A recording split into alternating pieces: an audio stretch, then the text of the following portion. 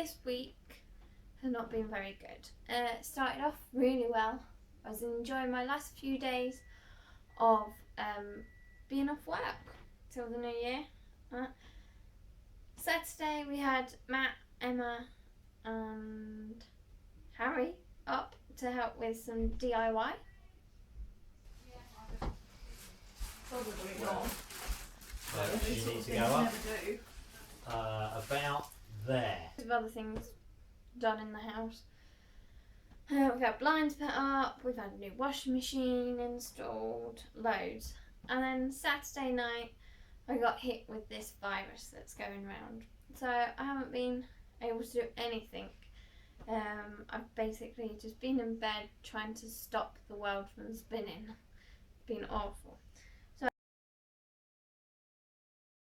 I go through phases of where I will read all the time, and I will just be in a book like this.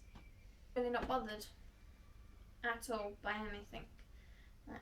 So I remember just loving and just read over and over and over again was Charlotte's Web by E.B. White.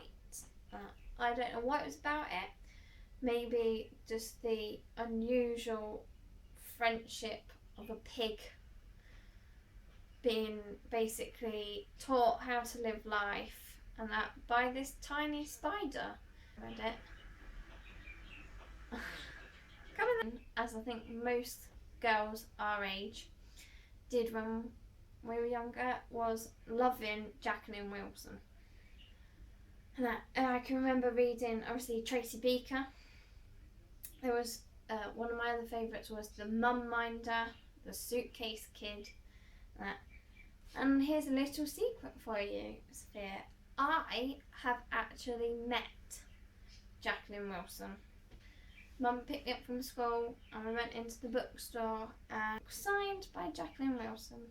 So there you go, Sophia. That is my claim to fame. This is recommendation number 1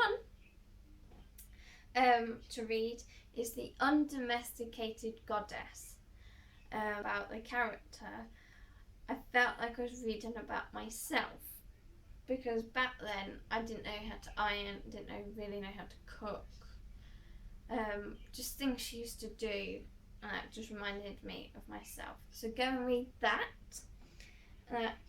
Then Kindle came out, didn't it? Where you didn't have to have a paper book. You could go on the internet and you could download a whole novel to one of these. It was amazing, wasn't it?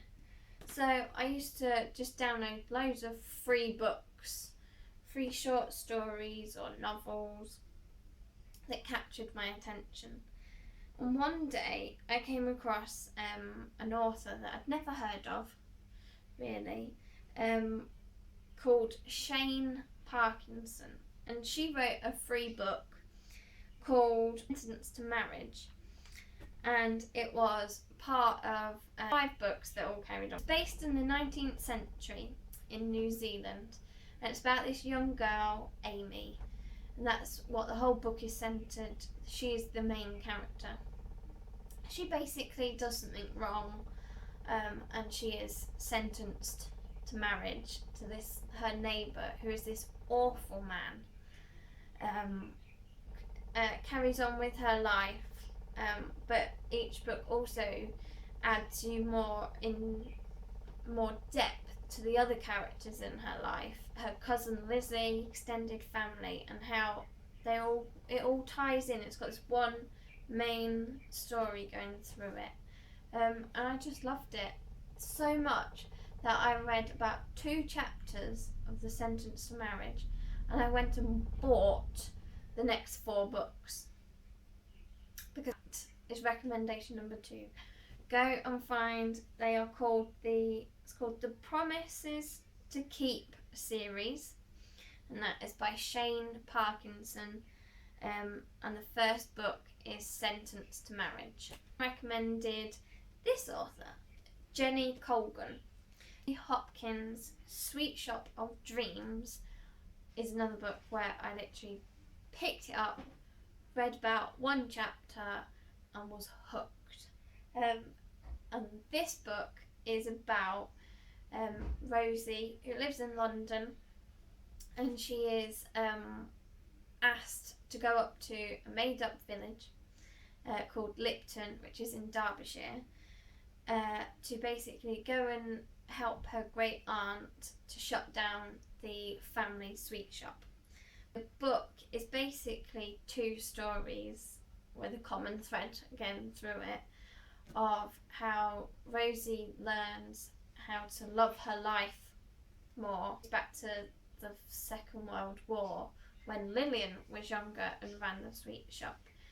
So it's a really good story. Go and have a look at it. Thank you for bearing with me today. I can't wait to find out about you and your books, favourite, whether you're a bookworm or not, your views. So you've been you, I've been me, and Daisy has joined me as well. I'll see you on Friday. Bye!